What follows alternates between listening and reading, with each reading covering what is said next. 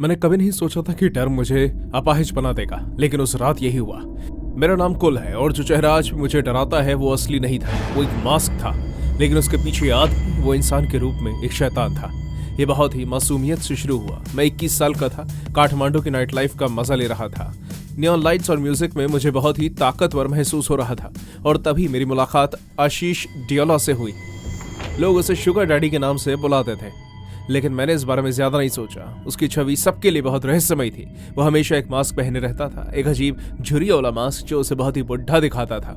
ये चीज बहुत ही अजीब और परेशान कर देने वाली थी, लेकिन वो हानि पहुंचाने वाला लग नहीं रहा था। उस रात पार्टी के बाद वो मुझे एक खास पार्टी में ले गया।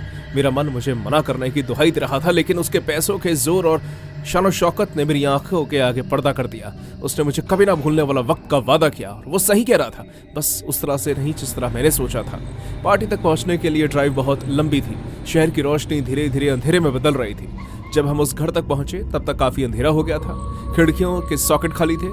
मेरी बेचैनी बढ़ गई, लेकिन मैं उसके पीछे पीछे अंदर चला गया। अंदर की हवा घुटन और बदबू से भरी हुई थी। कमरे में बहुत कम रोशनी थी, सिर्फ एक टिमटिमाता हुआ बल्ब रोशनी दे रहा था, जो रोशनी का जरिया कम और किसी मरते हुए की धड़कन जैसा ज्यादा लग रहा था। आशीष का बर्ताव बदल गया, उसका आकर्षण गायब हो गया और उसकी जगह एक शिकारी आ गया। रिलैक्स, उसने कहा। उसकी आवाज में झूठी तसल्ली थी। इससे पहले कि मैं कुछ कर पाता, पीछे से कुछ हाथों ने मुझे पकड़ लिया। मैं छटपटाया और चिल्लाया, लेकिन वो बहुत ताकतवर थे।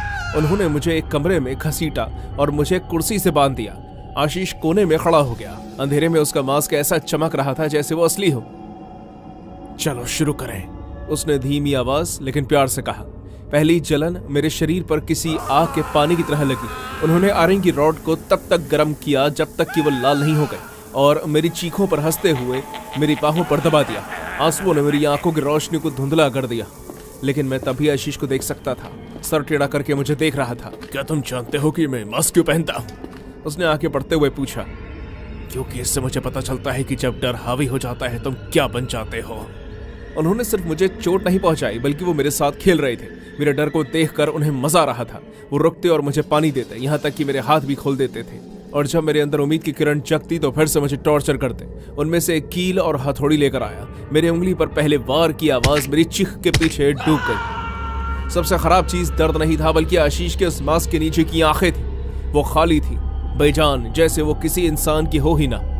एक वक्त आया जब उन्होंने मुझे अकेला छोड़ दिया। शायद उन्हें यह लगा होगा कि मैं इतना दर्द में और भाग नहीं पाऊंगा, लेकिन अपनी जान बचाने की तड़प की कोई सीमा नहीं होती।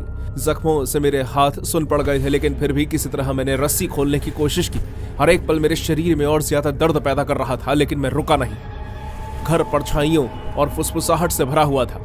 मैं उन्हें दूसरे कमरे में हंसते हुए सुन सकता था। उनकी आवाजें किसी पूरे सपने की तरह गूंज रही थी। जब मैं दरवाजे की तरफ बढ़ रहा था तो ठंडी जमीन पर मेरे नंगे पैरों की मुश्किल से कोई आवाज हो रही थी। फिर मैंने उसे देखा। वो मास्क बाहर निकलते हुए कील पर टंगा हुआ था। एक पल के लिए तो मैं सहम गया, जैसे वो कभी भी जिंदा हो सकता था और मुझे रोक सकता था, लेकिन मैंने खुद को आगे बढ़ने के लिए मजबूर किया। मैं रात के अंधेरे में बाहर निकला। ठंडी हवा मेरे जख्मों पर चुभ रही थी। मैं भागता रहा। मेरी आंखों के आगे आंसुओं का दर्द छा गया था। मैं पुलिस स्टेशन पहुंचा। उन्होंने मेरी बात पर विश्वास नहीं किया। मेरी कहानी किसी डरावनी फिल्म के प्लॉट जैसी थी, लेकिन जब पुलिस ने मेरे शरीर पर निशान देखे तो उनका बर्ताव बदल गया। हमें सब कुछ बताओ, उन्होंने कहा और मैंने बताया। कुछ दिनों के बाद उसके घर पर रेड की गई। जब उन्होंने आशीष को पकड़ा तब वो मास्क पहनकर डांस कर रहा था। उसके हाथ में ड्रिंक थी और वो ऐसा बर्ताव कर रहा था जैसे कुछ हुआ ही ना हो। जैसे उसे हथकड़ी पहनाई गई, उसने मुड़कर देखा। आखिरकार उसके बिना मास्क वाला चेहरा दिखाई दिया। वो कोई बूढ़ा आदमी नहीं था, बल्कि एक जवान आम चेहरा, लेकिन फिर भी उसकी आंखें वही थी, डर, खौफ और क्रूरता से भरी हुई। जल्द ही मिलेंगे, उसने मुझे कहा जब उसे वहां से ले जाया गया। मैं खुश हूं कि अब वो सलाखों के पीछे है और कई सारी मासूम जानें बच गई हैं, लेकिन आज भी मैं उस मास्क और मेरी उंगलियों पर डाली गई कीलों के ख्याल से ठीक से सो नहीं पाता। वो आज भी मुझे नाइटमेयर्स देते हैं। आशीष बेशक सलाखों के पीछे है, लेकिन आशीष की परछाई अभी भी आसपास है, जो हमें याद दिलाती है कि शैतान हमेशा अंधेरे में नहीं घूमते। कभी कभी वो हमारे बीच होते हैं, मास्क पहने हुए। नेपाल के 33 साल के आशीष डियोला को शुगर डैडी के नाम से जाना जाता है। उस पर भयानक टॉर्चर देने का आरोप लगा था। डियोला अक्सर क्लबिंग की मदद से छोटी उम्र के लड़कों को अपना दोस्त बनाता, फिर उन्हें अपने घर पर इनवाइट करता, जहां वो उन पर हद से ज्यादा टॉर्चर करता, जिसमें गरम प्रेस, ड्रिल और ग्राइंडर का इस्तेमाल किया जाता था। पीड़ित हुए लोगों का कहना है कि डुएला को उन्हें दर्द में देखकर मजा आता था। एक अमीर परिवार से होने के बावजूद जो उसकी लीगल सिचुएशन पर असर डाल सकता है, इस मामले ने न्याय और जवाबदारी के बारे में जरूरी चिंताएं पैदा करती हैं। क्या तुमने कभी महसूस किया है कि नशे में होना कैसा होता है? ये तैरने जैसा होता है, आजाद होने जैसा, शांति से मरे हुए होने जैसा। मैं पहले से ही एक ऑफिस में था जिसका मुझे एहसास भी नहीं था। मुझे थोड़ा थोड़ा याद आया कि शायद मुझ पर मुकदमा चल रहा है, लेकिन मैं यकीन से नहीं कह सकता। मुझे बस इतना याद था कि मैं उस आदमी के दफ्तर में था जिसने मेरी जिंदगी बदल दी थी। 55 साल के ये लियाफे है ना? सही बोल रहा हूँ? तुम्हारे लिए आना काफी मुश्किल था। विक्टर ने मेरी तरफ देखते हुए कुछ इस तरह मुझसे कहा जैसे वो मेरा खुद को बचाने का आखिरी मौका था। ये सच है कि मैंने कई साल बुरी आदतों में फंसे रहकर बिताए थे। शराब, ड्रग्स, कोई भी चीज जिसे मैं अपने दिमाग में चल रहे तूफान को भुला पाता, और मैं इस चीज के लिए थेरेपिस्ट के पास गया ये सोचकर कि वो मुझे बचा सकता है।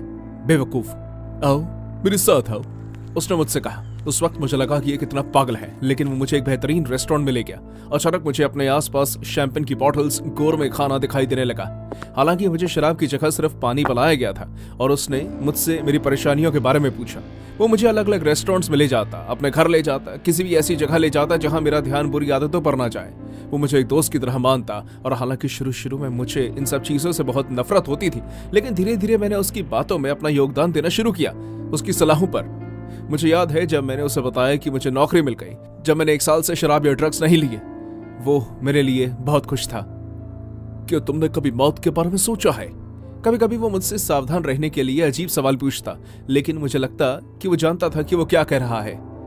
क्योंकि जेल में मरने से बेहतर है कि आप आरामदायक मौत से मरे, समझे? और मुझे लगता है कि वो जानता था। मैंने वो 2 साल अपनी जिंदगी को वापस पाने में लगा दिए, लेकिन उसका फायदा नहीं हुआ। मैंने अपनी जवानी शराब और ड्रग्स में बर्बाद कर दी, और कभी किसी औरत के साथ वक्त नहीं बिता पाया था। मुझे लगता था कि अगर मैं अपनी उम्र की किसी लड़की के साथ बाहर जाऊंगा तो कोने से आती हुई कोठे की बदबू मेरी नाक में बस जाएगी, लेकिन ये आसान नहीं था। मेरी उम्र की औरतें नहीं, मैं उन्हें बर्दाश्त नहीं कर सकता। मुझे उनसे नफरत है। मैंने कड़वी मुस्कान के साथ कंधे चढ़ाते हुए कहा। मुझे कभी कंफर्टेबल महसूस नहीं हुआ। अब मैं 57 साल का हूँ, 2 साल से मेरा इलाज चल रहा है, लेकिन पिछले 8 महीनों से मैं उसकी तरफ आकर्षित महसूस कर रहा हूँ। ईवा, हालांकि तब मुझे उसका नाम नहीं पता था। वो जवान थी, फ्रेश, उन सब से बहुत अलग जिन्हें मैं जानता था। पता नहीं कब वो मेरा जुनून बन गई। मैं उसे कैफेज पे देखता, दुकानों पर देखता, हर जगह देखता, और हाँ, जाहिर सी बात है, हर बार की तरह मैंने उसका पीछा किया। मैंने कभी उससे बात नहीं की। वो 18 साल की थी, लेकिन उसकी बॉडी, वो कर्व्स, उसके होंठ, उसका शरीर, मुझे वो सब चाहिए था। मैं उसके साथ रहना चाहता था। मैं कल्पना करने लगा कि उसके साथ रहना किसी नशे में होने से कम नहीं होगा। पहले मैंने उसे देखना शुरू किया, लेकिन मेरे अंदर उसके पास जाने का जुनून जगने लगा। मैं उसके चेहरे के बारे में सोचने से खुद को रोक नहीं पाया। उसकी मुस्कान, अगर मैं उसके करीब गया तो वो क्या करेगी? क्या वो मुझे अपनाएगी? फिर एक दिन मैंने उसे विक्टर के साथ एक रेस्टोरेंट में जाते हुए देखा। उसने मुझे तोड़ दिया था। आखिर उसके साथ क्या कर रहा है? मैंने गुस्से में सोचा। उसे इतनी खूबसूरत लड़की के साथ होने का कोई हक नहीं है। गुस्से से मेरे हाथों ने कोट की जेब में मुट्ठी बना ली। उसे कोई हक नहीं है कि वो उससे बात करे। बेवकूफ, उसकी हिम्मत कैसे हुई मेरी पसंद की औरत से बात करने की? इस भयानक ख्याल ने मुझे घेर लिया। मैं उस चीज पर अपना हक जता रहा था जो मेरी थी ही नहीं। जैसे ही हमारा अगला सेशन हुआ, मैंने विक्टर से इस बारे में बात की। मैंने कुछ दिन पहले तुम्हें खूबसूरत लड़की के साथ एक रेस्टोरेंट में जाते हुए देखा। तुम अपने से कम उम्र की लड़की को डेट तो नहीं कर रहे ना? मैंने बहुत ही मस्ती और आवाज वाली टोन में उससे कहा।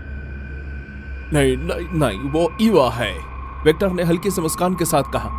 एक जवान औरत जो अपने परिवार की परेशानियों से जूझ रही है, लेकिन अब वो सिर्फ मेरी पेशेंट नहीं है, अब वो मेरी दोस्त बन चुकी है, तुम्हारी तरह। जब मैंने ये सुना तो मेरे अंदर का थोड़ा गुस्सा शांत हो गया, लेकिन फिर मुझे उस पर दोबारा गुस्सा आ गया। आखिर ये उसे अपनी दोस्त कैसे कह सकता है? मैं उसे चाहता था, वो मुझे चाहिए थी, और ये उसके साथ किसी और आम लड़की की तरह बर्ताव कर रहा था। वो देखने में बहुत ही इंटरेस्टिंग लड़की लग रही थी। उससे बात करना काफी मजेदार होगा, है ना? मैंने पूछा। विक्टर ने मेरी तरफ देखा। उसने अपनी आईब्रोज उठाई। कभी कभी मुझे डर लगता था कि वो मुझे कितनी अच्छी तरह जानता था। हाँ, क्यों नहीं, बल्कि मैं अपने कुछ पेशेंट्स के साथ डिनर करने का प्लान कर रहा था। एक अच्छा मौका होगा। डिनर काफी मजेदार था। एवा मुझ में या मेरी बातों में कोई दिलचस्पी नहीं दिखा रही थी। कभी कभी तो मुझे ऐसा भी लगा जैसे वो मुझे कम समझ रही थी और मुझे अलग तरह की मुस्कान दे रही थी। उसकी आंखों में कुछ खालीपन था जो मुझे बेचैन कर रहा था। उसकी नजरें सिर्फ विक्टर के रंगे हुए चेहरे और आलीशान संगमरमर के फर्श पर टिकी हुई थी। मुझे नहीं पता था कि वो इतना अमीर था। ये बात मुझे परेशान कर रही थी, लेकिन उस नज़र ने मुझे आकर्षित किया। जब विक्टर और वो बात करने लगे तो मेरा दिल टूट गया। मैं कुछ नहीं कर पाया। मैं वहां खड़ा का खड़ा रह गया। मेरे मुंह से शब्द नहीं निकल रहे थे। मैं चिल्लाना चाहता था, मैं किसी को मारना चाहता था, लेकिन मैं बस शांत रहा। क्या मैं तुम्हारी किसी तरह मदद कर सकता हूं? मैंने दबी हुई आवाज में पूछा। विक्टर ने मेरी तरफ देखा। उसके चेहरे पर दया के अलावा कुछ और भी झलक रहा था। तुम मेरी वेयरहाउस में कुछ ढूंढने में मदद कर सकते हो? और फिर उसने मेरे सामने ईवा को चूमा। उस बेवकूफ ने मुझसे झूठ बोला था, वो उसके साथ रह रहा था। मैंने अपने आप को संभालने की कोशिश की, लेकिन मुझे बहुत गुस्सा आया। हम घर के पीछे वाले हिस्से की तरफ गए। वहां बेसमेंट में एक बड़ा सा स्टोर रूम था। लाइट्स बहुत धीमी थी और उस कमरे के सन्नाटे ने मुझे घेर लिया। ईवा काफी परेशान लग रही थी। मैं कुछ सेलिब्रेट करना चाहता हूँ, विक्टर ने कहा। इस वक्त तक भी मैंने कुछ नोटिस नहीं किया। उसने कहा था कि उसके बहुत से पेशेंट्स आएंगे, लेकिन वहां सिर्फ मैं और ईवा थे। फिर उसने बहुत ही धीमी आवाज में हमसे कुछ कहा। मैं इसे एकदम सही छोड़ूंगा। ईवा ने मुश्किल से ही कोई रिएक्शन दिया, और ना ही मैंने। अगली चीज जो मैंने देखी वो थी, उसने लगातार ईवा पर हमला किया। वो चिल्लाने लगी, लेकिन उसने ईवा का मुंह अपने हाथ से दबा दिया जब तक उसने हंसना बंद नहीं किया, और उसके खून से लिपट कर मुझसे नहीं कहा। मैं उसे देखता रहा। इस खूबसूरत शरीर का मजा लेने का यही तरीका होता है याल। उसके बाद मुझे नहीं पता कि क्या हुआ। मेरा सर चकराने लगा। बस इतना जानता हूं कि मैंने फिर से ड्रग्स लेने शुरू कर दी। इस बुरे सपने को भुलाने की जरूरत किसी भी और चीज से कई ज्यादा थी। क्या तुमने कभी महसूस किया है कि नशे में होना कैसा होता है? ये तैरने जैसा होता है, आजाद होने जैसा, शांति से मरे हुए होने जैसा। सब कुछ धुंधला हो गया। मुझे याद है कि मेरी आंख मेरे घर पर खुली जब मैंने सायरन की आवाज सुनी। पुलिस आ गई थी और वो ईवा के कत्ल के सिलसिले में पूछताछ कर रही थी। हाँ, मैंने उसकी बॉडी को छुपाने में मदद की। मैंने बिना सोचे कहा, जैसे कि वो एक बयान था जिसकी मुझे कोई परवाह नहीं थी, और मैं उनके सामने ऐसा खड़ा था जैसे कुछ हुआ ही ना हो। लेकिन मेरी आत्मा पहले से ही निकल चुकी थी और अधिकारी परेशान थे। क्या मैंने जो कुछ भी कहा था वो कहने के लिए था, या सच में ऐसा हुआ था?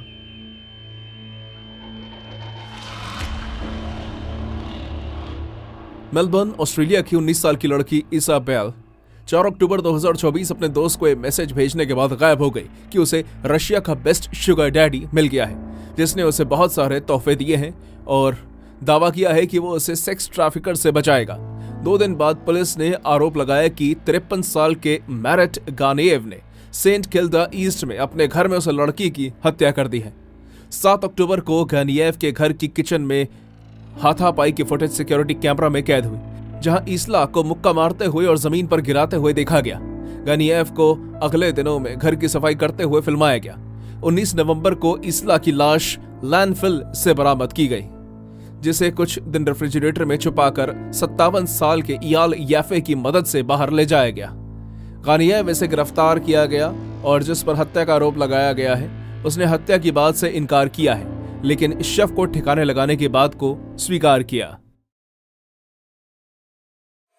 जब आप एक शादी में 45 साल बिता दें तो हर छोटी छोटी बातों पर भी आपका ध्यान आसानी से चला जाता है। नया परफ्यूम, कोई मैसेज पढ़ने के बाद चेहरे पर हल्की सी मुस्कान, या फिर किसी भी सवाल को बहुत ही समझदारी से नजरअंदाज करना।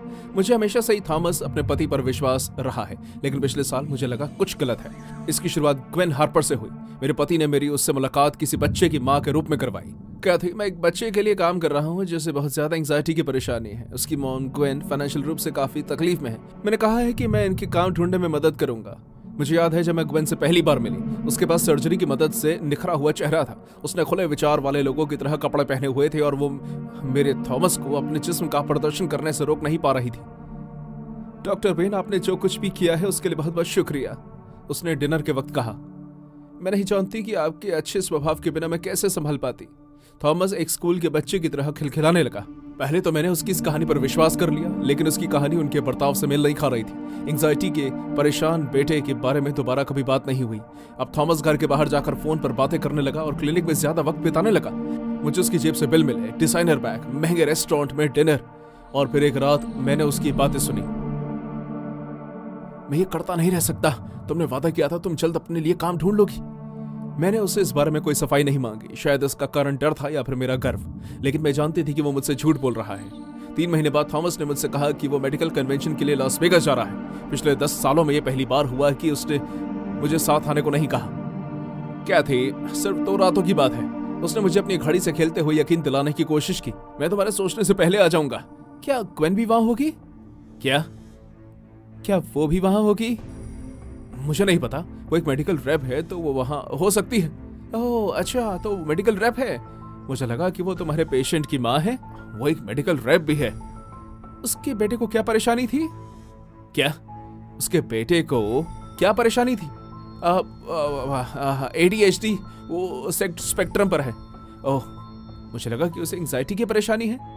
उसने मेरी तरफ देखा। हम दोनों ही जानते थे कि क्या हो रहा है। मैं बस उसकी आंखों में शर्मिंदगी देखना चाहती थी। मैं जल्दी से वॉशरूम में गई और वहां से उसकी शादी वाली अंगूठी ले गई। उसने उसे उतार दिया था और भूल गया था।